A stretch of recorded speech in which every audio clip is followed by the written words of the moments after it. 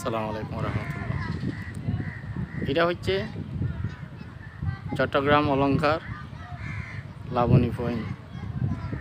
এটা মনে করেন আমাদের যেরকম কক্সবাজারে একটা এই লাবণীচর আছে, অনেক মানুষ জমায়েত হয়ে আনন্দ ফুর্তি করে, ঠিক চট্টগ্রামে এটার মধ্যেও অনেক মানুষ আসে, দর্শক আসে, এখানে তারা আনন্দ ফুর্তি করে।